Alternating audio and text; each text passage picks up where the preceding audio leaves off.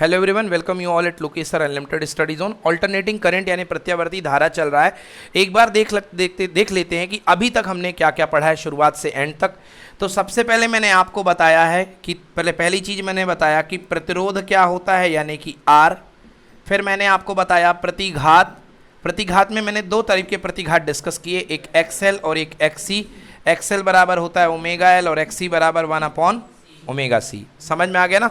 ये मैंने आपको प्रतिरोध और प्रतिघात बताए। इसके बाद मैंने आपको पढ़ाया कि AC क्या होती है और DC क्या होती है। दोनों चीज़ें बताई ना मैंने आपको। AC जो होती है जिसमें फ्रिक्वेंसी होती है और DC जो होती है उसकी फ्रिक्वेंसी कितनी होती है, 0। अब कुछ फॉर्मूले क्लास 11वीं के हैं। ओमेगा इक्वल टू 2π/T कोणीय विस्थापन बटे समय अंतराल। ओमेगा इक्वल टू 2π/1/T को क्या बोलते हैं, F। क्या बोलते हैं, F। जहाँ F कहलाती है रेखीय फ्रिक्वेंसी और ओमेगा कहलाता है कोणीय आवृत्ति। ये होती है रेखीय आवृत्ति और ये क्या होती है, कोणीय आवृत्ति कोण में दी जाती है और रेखीय आवृत्ति सीधे शब्दों में दी जाती है। 4 चक्कर प्रति सेकंड ये रेखीय आवृत्ति है। और 4 चक्कर का क्या होता है, 2π। क्या होता है, तो 4 × 2π यानी 8π रेडियन पर सेकंड। यही हो गई क्या, कोणीय। मगर सब्जेक्ट में क्या यूज होगा, कोणीय, क्योंकि फिजिक्स किसको जानती है, रेडियन को। किसको जानती है, रेडियन को। फिजिक्स चक्कर वक्कर नहीं जानती, फिजिक्स रेडियन को जानती। तो भैया ये मैंने पढ़ाया। इसके बाद मैंने आपको पढ़ाया AC धारा का। हाँ बेटा 11th क्लास का फॉर्मूला है ओमेगा। लिख लो बेटा आराम से, देखो ओमेगा इक्वल टू θ/T। बोलो हाँ या ना। थीटा सुनना है, लिखना नहीं है। थीटा बेटा एक चक्कर के लिए, पूरा एक चक्कर के लिए पहले यहाँ पर कोण कितना है, 2π। और एक चक्कर का घूमने का समय कहलाता है टाइम पीरियड, समय अंतराल T। तो ओमेगा इक्वल टू कितना, 2π/T। नोट कर लीजिए, ओमेगा बराबर 2π/T।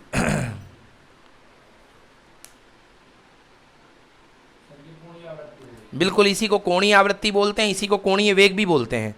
इसी को कोणीय आवृत्ति बोलते हैं और इसी को कोणीय वेग भी बोलते हैं। क्यों बोलते हैं, देखो बेटा कोणीय विस्थापन बटे समय अंतराल, और विस्थापन बटे समय अंतराल क्या होता है, वेग। हाँ या ना। और अगर देखा जाए तो आपने आवृत्ति को 2π से मल्टीप्लाई कर दिया है। आवृत्ति को 2π से क्या कर दिया है, मतलब वही आवृत्ति किसके फॉर्म में है, कोण की फॉर्म में है। तो उसी को हम क्या बोलेंगे, कोणीय आवृत्ति। क्या बोलेंगे, बोलो समझ में आया नहीं आया, ठीक है ना। लिखने पर कम ध्यान दीजिए, पहले समझ लीजिए उसके बाद कॉपी में लिखिए। पहले सुनना है, और वैसे तो वीडियो बन ही रहा है तो मिल जाएगा, चिंता नहीं है। अब देखिए हमने AC के बारे में क्या पढ़ाया। नंबर 1 AC की एवरेज वैल्यू। क्या पढ़ाई, एवरेज वैल्यू मैंने क्या बताई, पूर्ण चक्र में, अर्ध चक्र में। हाँ या ना। एवरेज वैल्यू यानी औसत मान मैंने बताया पूर्ण चक्र में कितना होता है भाई साहब, 0। और अर्ध चक्र में मैंने कितना बताया था, बोलो I0/π/2। याद आया, I0/π/, यही आया था ना, I0/π/2। फिर इसके बाद मैंने आपको पढ़ाया रूट मीन स्क्वायर यानी वर्ग माध्य मूल मान, RMS वैल्यू। क्या आया, RMS वैल्यू। ये सब डेरिवेशन मैंने करवा रखे हैं, यूट्यूब में सेव है, प्लेलिस्ट आपको पर्सनल में दे दूंगा, इससे पढ़ लीजिए। RMS वैल्यू जो है आपको निकली थी कितनी, I0 कितना, √2। कितना आया था, I0/√2 यानी 0.707 ऑफ I0। याद आया। फिर इसके बाद मैंने आपको पढ़ाया AC एनालिसिस। क्या पढ़ाया, AC एनालिसिस मतलब कि प्रत्यावर्ती धारा में विश्लेषण। अलग अलग सर्किट का, अलग अलग परिपथ का प्रत्यावर्ती धारा में विश्लेषण। सबसे पहले ने मैंने आपको पढ़ाया प्योर R। क्या पढ़ाया, शुद्ध प्रतिरोधीय परिपथ। शुद्ध प्रतिरोधीय, तो उसमें आपने देखा कि लगाया गया V था V0 sin ωt। बोलो हाँ या ना। और I भी मिले सुर मेरा तुम्हारा सेम टाइप से डांस करती हुई I0 sin ωt। और ये कहा कि वोल्टेज और करंट के फेज क्या होते हैं, समान। क्या होते हैं, समान। पहला परिपथ मैंने पढ़ाया प्योर R। याद है मिश्रा जी, भैया सीधा R था, साथ में क्या लगाया था, AC। तो ये कौन सा एनालिसिस है, AC एनालिसिस। कौन सा एनालिसिस है, मैंने प्रत्यावर्ती एनालिसिस है, शुद्ध प्रतिरोधीय परिपथ का। फिर उसके बाद मैंने पढ़ाया प्योर L। क्या पढ़ाया, प्योर L मतलब शुद्ध प्रेरकीय परिपथ। शुद्ध प्रेरक यानी क्वाइल, प्रेरक यानी क्वाइल कह लो, सोलेनॉइड कह लो, बात बराबर है, परिनालिका कह लो।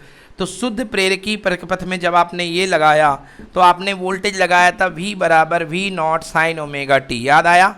और जो करंट थी वो π/2 से पीछे चल रही थी। याद है, करंट का जन्म बाद में हुआ था। हाँ या ना। तो I बराबर I0 sin ωt - π/2, ωt - π/2। याद आ गया। फिर थर्ड नंबर में मैंने आपको पढ़ाया है प्योर कैपेसिटिव परिपथ। याद आया, प्योर कैपेसिटिव, ये मैंने कल की क्लास में दोनों परिपथ पढ़ाए थे, और इसमें मैंने आपको बताया कि V बराबर V not sine omega T है, और इसमें जो करंट होती है वो होती है I not sine omega T plus pi by 2। C for current, L for lead current, और C फॉर कैपेसिटर। मतलब कैपेसिटर के केस में करंट जो होती है अग्रगामी होती है, यानी लीड करती है। करंट क्या होती है? अग्रगामी होती है, और वोल्टेज होता है पश्चगामी। मगर इंडक्टर के केस में वोल्टेज होता है अग्रगामी और करंट होती है। भैया मैंने अभी तक इतना ही आपको पढ़ाया है, समझ में आया ना? इतना मैंने अभी तक आपको पढ़ाया है। अब बताइए क्या ये तो सबको आप समझ में आ गया ना? तो बस ये बनता है तो आपसे आधा चैप्टर तो खत्म हो गया आपका। अब आज अपन पढ़ने वाले हैं, अभी तक अपन ने एक एक एलिमेंट का सर्किट पढ़ा है। थर्ड वाला मैंने कल पढ़ाया बेटा। लगाया गया वोल्टेज क्या था बेटा? V not sine omega T, हाँ या ना? और कल मैंने बताया था वोल्टेज के बाद dV बाई dt करके मैंने निकाला था करंट, तो कितना आया था? I0 sine omega T plus pi by 2, याद आया? और कल ग्राफ बनाया था कि करंट अगर पैदा हुई है, यहाँ पे वोल्टेज पैदा हुआ है, तो करंट पहले पैदा हो जाएगी तभी तो अग्रगामी होगी। तो याद आया करंट यहाँ पे पैदा होती थी, और ये वाला कर बनता था V बराबर V not sine omega T, और ये बनता था I बराबर I not sine omega T plus pi by. बस यार यही तो था सब कुछ। ये अभी तक के चैप्टर की समरी है जितना मैंने आपको पढ़ा दिया। इसके साथ ही शुरू के 2 लेक्चर में मैंने केवल गंभीर गंभीर बातें करी हैं कि AC एनालिसिस और DC एनालिसिस में क्या फ़र्क है। डायरेक्टली उस चैप्टर का सिलेबस से कोई रिलेशन नहीं है, मतलब आपके इससे, मगर इनडायरेक्टली वो हर जगह आपको कहीं ना कहीं दिखता रहेगा। वो एक तरीके से पूरे चैप्टर का रिवीजन है। चलो आगे बढ़ते हैं। अब देखो बच्चों, अब हमें करना क्या है? अब हमें 2-2 सर्किट का कॉम्बिनेशन पढ़ना है। हमें पढ़ना है RL, हमें पढ़ना है RC। पहले क्या जनक करोगे? R और L, और R और C, ये C लगा हुआ है। और तीसरा पढ़ेंगे RLC। क्या पढ़ेंगे?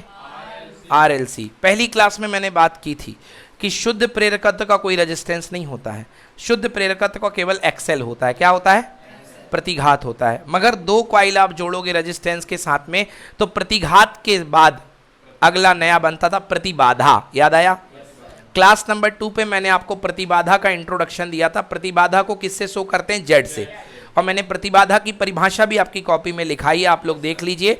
अगर कम से कम 2 एलिमेंट, 2 सर्किट के तत्व साथ में काम करें, तो जो नेट प्रतिरोध बनता है सर्किट का, उसे क्या बोलते हैं?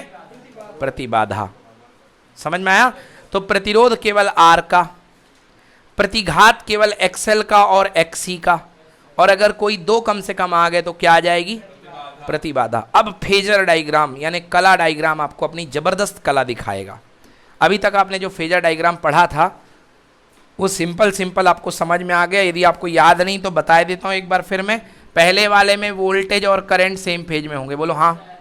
अगले वाले में वोल्टेज आगे और करंट पीछे, मतलब वोल्टेज ऊपर रहेगा और करंट कहाँ रहेगी? पीछे रहेगी। कितने एंगल से? Pi by 2। बोलो, वोल्टेज आगे रहेगा, हाँ या ना? और अगले वाले में वोल्टेज रहेगा पीछे और करंट रहेगी आगे। तो अगर वोल्टेज को पीछे करोगे तो करंट को क्या कर दो? आगे। ये देख लो, करंट पाई बाई 2 से क्या है? आगे, और वोल्टेज क्या है? पीछे। भाई साहब समझ में आ रहा है नहीं आ रहा है? ये तीनों डायग्राम क्लियर हुए कि नहीं हुए? इसमें वोल्टेज करंट हम साथ साथ है, बोलो हाँ या ना? इसमें वोल्टेज आगे और करंट, और इसमें वोल्टेज पीछे और करंट। इतनी प्रैक्टिस होने वाली है कि ये वेव डायग्राम, फेजर डायग्राम आपको बड़े आराम से याद होंगे। इसको पीछे कर ले। हाँ बिल्कुल बना सकते हो। आप कहोगे सर इसको ऐसा बना लो, दिशा बदल दो। भाई पाई बाई 2 का एंगल रखना, कैसा बना लो मर्जी आपकी। आप कहोगे सर करंट को आगे रखना, ऊपर कर दो ना। ये लो भैया, करंट ऊपर और वोल्टेज क्या? पीछे। अभी भी पाई बाई 2 का एंगल है। करंट देखो पाई बाई 2 से क्या है? आगे है कि नहीं है? समझ में आया ना? तो कैसे भी बना सकते हो। अब कल याद करो, कल मैंने डायग्राम में देखो ऐसा बनाया था, ये ऐसा और ऐसा बनाया था, बोलो हाँ। तब भी एंगल कितना था? पाई बाई 2 का। तब भी तो यही बात थी ना। चलो हाँ, अलग अलग किताबों में आपको अलग अलग टाइप की चीज़ें मिलेंगी, बट मैंने बिल्कुल क्लियर विजन बताया था ओमेगा टी के साथ में। आइए देखते हैं। चलिए लिखिए, हेडिंग डालिए पहला, RL सर्किट।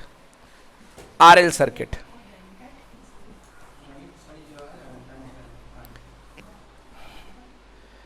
चलिए लिखिए, RL सर्किट का विश्लेषण। RL सर्किट का विश्लेषण।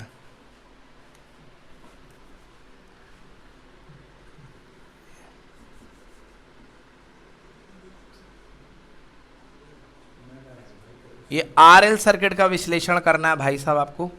ये आपने धारा लगा दी है, प्रत्यावर्ती धारा। अच्छे से समझना, लिखने का काम बिल्कुल बाद में कर लो, करना हो तो। जहाँ समझ में आना बंद हो जाए तुरंत बोर्ड की तरफ नजरें लगा लेना। हाँ भाई साहब, हाँ जी बेटा, ये क्वाइल होती है, इसको एल बोलते हैं। ये क्या होता है? रेजिस्टेंस होता है, आर होता है। बस ये क्वाइल होती है, रेजिस्टेंस होता है, इतना काफ़ी है। क्वाइल का काम होता है बेटा, इंडक्टेंस देती है, एल देती है, और ये प्रतिरोध देता है। अभी के लिए इतना काफ़ी है। देखो बेटा, V बराबर V0 साइन ओमेगा टी, हाँ या ना, है ना। वोल्टेज वेरिंग है, झगड़ना नहीं है। भले भी अपन ने कैपिटल लिया, बट अपन को झगड़ना नहीं है। अब देख लो, आज मैंने वो किताब दी है, दिखाना बेटा वो किताब। अब देखो, कुछ किताबों में ही कैपिटल चल रहा है, कुछ किताबों में ही स्मॉल चल रहा है। आज जो मैंने एसबीपीडी की किताब दी है, देख बेटा, पहला समीकरण ईएमएफ का देखना, क्या दिया? देखो स्मॉल, क्या दिया है? दिया है ना, स्मॉल। और यही दूसरी किताबों में क्या दिया है? कैपिटल। तो इसमें झगड़ने वाली बात नहीं है, बस अपन को ये समझना है कि ये समय के साथ बदल रहा है ना। V बराबर V0 sine omega T. Actually rule ये कहता है कि इसके V के बगल में T लिख दो। चलो ठीक है ना, हाँ दिया है ना, बिल्कुल दिया है, ठीक है ना। V बराबर V0 साइन ओमेगा टी। अब कैपिटल ले लिया अपन ने, बोलो हाँ। अब चलिए, मान लीजिए किसी क्षण, किसी समय भाई धारा बदल रही है, कम से ज़्यादा, कम से ज़्यादा, कम से ज़्यादा, हाँ है ना। मगर किसी जगह धारा तो फिक्स होगी ना। मान लेता हूँ T सेकेंड पर, जैसे T सेकेंड पर ये वोल्टेज V है, वैसे मान लिया मैंने T सेकेंड पर धारा कितनी है? I। बोलो यस और नो। तात्क्षणिक धारा कभी भी कितनी है? I है। बोलो हाँ या ना। अब धारा इसके ऊपर से जाएगी तो इससे धारा निकलेगी कि नहीं निकलेगी? तो इसके ऊपर वोल्टेज गिरेगा कि नहीं गिरेगा? और इसके ऊपर वोल्टेज गिरेगा कि नहीं गिरेगा? क्योंकि श्रेणी में वोल्टेज गिरता है। बोलो हाँ या ना। अब भैया ये देखो, इसका प्रतिरोध कितना होता है? R। कितना होता है? और इसका कितना होता है? XL। तो मैं क्या लिख सकता हूँ? VR बराबर I इंटू कितना, और VL बराबर कितना? I into XL। क्लियर हुआ ना। तात्क्षणिक धारा पर गिरने वाला जो विभव होगा, इसके ऊपर विभवांतर होगा I into XL, I into R। बोलो क्लियर हुआ कि नहीं हुआ? अब आ जाओ मेरे साथ में, ये देखो फेजर डायग्राम। क्या बनेगा? Phasor diagram. ये अपन ने करंट ले ली, क्या ले ली? करंट ले ली। करंट बराबर I not sine omega T, हाँ या ना। तो करंट किस फेज में है? ओमेगा टी फेज में। किस में है? ओमेगा टी फेज में है। ये मैंने ले ली है भाई साहब करंट I। क्या ले ली है? Current I। अब मैंने आपको बताया था आप लोग को कि जो करंट होती है और रेजिस्टेंस के साथ जो उसके ऊपर वोल्टेज गिरता है, रेजिस्टेंस के ऊपर गिरने वाला वोल्टेज और रेजिस्टेंस से जाने वाली धारा, मुझे बताओ करंट, धारा और रेजिस्टेंस के ऊपर आने वाला वोल्टेज किस फेज में होता है? फिर से बोलूं? रेजिस्टेंस मैंने आपको अध्ययन कराया, बोलो हाँ या ना। वोल्टेज कितना लगाया था? V not sine omega T, याद आया? बोलो करंट कितनी आई थी? I not sine omega T, हाँ या ना। मतलब दोनों के फेज सेम थे। मतलब जिस दिशा में करंट जाएगी, जिस फेज में करंट जाएगी, उसी फेज में क्या जाएगा? वोल्टेज। और जिस फेज में वोल्टेज है उसी फेज में करंट। तुम उल्टा पहले बोल गया, मैं सीधा बोल गया, बात बराबर है। जहाँ करंट वहाँ वोल्टेज, और जहाँ वोल्टेज वहाँ हम साथ साथ है। समझ में आया ना। तो भैया ये देखिए, ये वोल्टेज गिर गया किसके ऊपर का? R। अब देखो भैया, अपना पंगा दो दो वोल्टेज से है, एक L से भी है और एक किससे है? R से है। आई बात समझ में ना। तो आराम आराम से निपटना पड़ेगा। VR हो गया, बोलो हाँ। और VR का वैल्यू कितनी है? I इंटू R, हाँ या ना। अब मुझे बताओ कि इंडक्टर के ऊपर का वोल्टेज जो होगा VL, धारा तो एक ही जाएगी। इंडक्टर के ऊपर का वोल्टेज इससे बहने वाली धारा I से क्या संबंध रखता है? π/2 फेज आगे कि π/2 फेज नीचे? वोल्टेज देखो जल्दी से, कॉपी का पलट करके जल्दी से देखो। ये वाला आ गया, पहला वाला, पहला वाला है कि नहीं आया? अब रुको रुको रुको रुको, कल का पेज देखो, कल पढ़ के आए हो तो ध्यान से देखो। इंडक्टर के केस में कौन पश्चगामी है, धारा या वोल्टेज? गलत बोल रहे हो, अच्छे से देखो ना कॉपी में, अच्छे से देखो। हाँ, तुम्हारा डाउट क्लियर हो गया? अब तुम बोलो। फिर से बता रहा हूं, कल मैंने पढ़ाया इंडक्टर कॉइल के केस में कौन अग्रगामी था, कौन पश्चगामी था? नहीं, वो कैपेसिटर के केस में थी धारा अग्रगामी। इंडक्टर के केस में, प्रेरक के केस में वोल्टेज अग्रगामी था और करंट पश्चगामी थी, जिस पे खूब बहस हुई थी।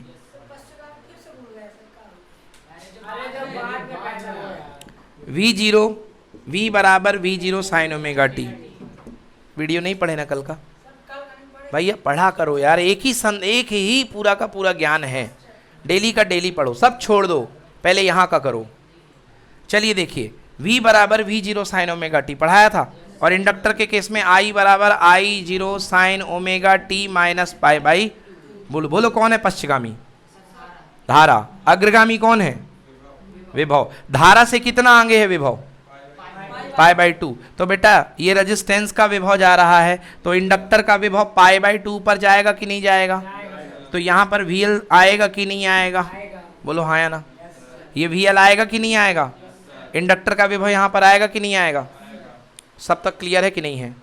फिर से सुन लो, एक बार और बता रहा हूँ भैया, धारा ये जा रही है, और जो विभव होता है, जो विभवांतर होता है इंडक्टर का, वो धारा से पाई बाई 2 रेडियन क्या होता है? अग्रगामी। वोल्टेज आगे होता है, करंट क्या होती है? पीछे। तो भैया अगर करंट पाई बाई 2 पीछे है तो वोल्टेज पाई बाई 2 आगे ना कहलाना? तो अगर करंट का फेज ओमेगा टी है तो वोल्टेज का phase omega T plus pi by 2 बनेगा कि नहीं बनेगा? बोलो बनेगा कि नहीं बनेगा? तो ये हाँ, और करंट और वोल्टेज अग्रगामी, और क्या वोल्टेज अग्रगामी, धारा पश्चगामी, वोल्टेज अग्रगामी। हाँ बोलो बोलो बोलो। इंडक्टर के लिए, कंडक्टर नहीं, इंडक्टर। इंडक्टर यानी क्वाइल, प्रेरक, प्रेरक। चलो आया समझ में? आया समझ में? चलो ये आ गया VR, ये आ गया VL, आ गया समझ में ना? ये x अक्ष में है, ये किस में है? y अक्ष में है। ये x अक्ष में है, y अक्ष में है, दोनों क्वांटिटी सदिश के तरीके से व्यवहार कर रही हैं। इनका परिणामी निकालने के लिए अपन को पता है, यदि यहाँ तक VR का परिमाण है और यहाँ तक VL का परिमाण है, तो पैरेललोग्राम लॉ यानी समांतर चतुर्भुज का नियम, क्या किसी भले मनुष्य ने पढ़ाया है आपको? समांतर चतुर्भुज का नियम है ना? चलो छोड़ दो, कोई दिक्कत नहीं है। देखो बेटा, ये है VL और ये क्या है? VR। इसका परिणामी दोनों के डायगोनल से जाएगा, हाँ या ना? दोनों के डायगोनल से जाएगा, और ये कहलाएगा परिणामी वोल्टेज। क्या कहलाएगा? परिणामी वोल्टेज। क्लियर हुआ कि नहीं हुआ? परिणामी वोल्टेज। बेटा x जो पार्ट होता है, यहाँ पे जो रियल पार्ट है, ये रियल एक्सेस है। कॉम्प्लेक्स नंबर पढ़े हो ना? ये एक्सेस कहलाता है रियल एक्सेस। क्या कहलाता है? और ये एक्सेस कहलाता है इमेजिनरी एक्सेस। आया समझ में ना? तो इमेजिनरी एक्सेस में ये जाएगा, हाँ या ना? तो मैं क्या लिख सकता हूँ कॉम्प्लेक्स नंबर की परिभाषा से? यहाँ तक तो समझा दिया मैंने, ये रफ कर देता हूँ।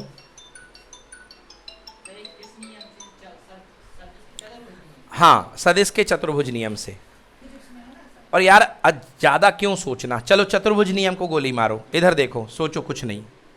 ये देखो, ये VL है, बोलो हाँ। ये VL है, इसके एक मार्जिन यहाँ पे सेट कर लो, यहाँ तक VR है, बोलो हाँ या ना? ये इसका परिणामी जाएगा कि नहीं जाएगा? क्योंकि ये अगर VL है तो ये भी क्या होगा? VL होगा कि नहीं होगा? ये VR है। अब ये देखो, इनको ज्वाइन कर दो तो ये परिणामी सदिश हुआ कि नहीं हुआ? और ये पाइथागोरस थ्योरम लगेगी इसमें कि नहीं लगेगी? लगेगी ना? पाइथागोरस थ्योरम लगेगी कि नहीं लगेगी? चलिए, तो पाइथागोरस थ्योरम से अपने पास यदि आपको कॉम्प्लेक्स फॉर्म में लिखना है तो आप लिख सकते हो, कुल वोल्टेज V बराबर, कुल वोल्टेज V बराबर VR प्लस आयोटा, क्या कहते हैं? आयोटा। बट वही विवाद हो जाएगा कि सर करंट भी आई है, तो इसलिए यहाँ पर क्या लोगे? J। क्या लोगे? J। और क्या बन जाएगा बेटा? JVL। क्या बन गया? JVL। आया समझ में? कॉम्प्लेक्स नंबर बेटा, VR x अक्ष में, x plus iota y, last year पढ़े हो ना? x अक्ष में VR है और y अक्ष में कौन है? VL। तो क्या बन गया इसका सदिश रूप, कॉम्प्लेक्स रूप? नेट वोल्टेज V बराबर VR प्लस JVL, हाँ या ना? अब इधर आइए, परिणामी वोल्टेज, परिणामी V का परिमाण बराबर अंडर रूट, देखो बेटा Pythagoras theorem, VR square plus क्या? VL का square, VR square plus V। आया समझ में? VR स्क्वायर, तो V बराबर under root I square R square, बोलो हाँ। क्योंकि V बराबर कितना है? IR है, तो VR बराबर हो गया I स्क्वायर R स्क्वायर, और ये हो गया I स्क्वायर इंटू कितना? XL का स्क्वायर। आया समझ में? कोई दिक्कत? चलिए, तो V बराबर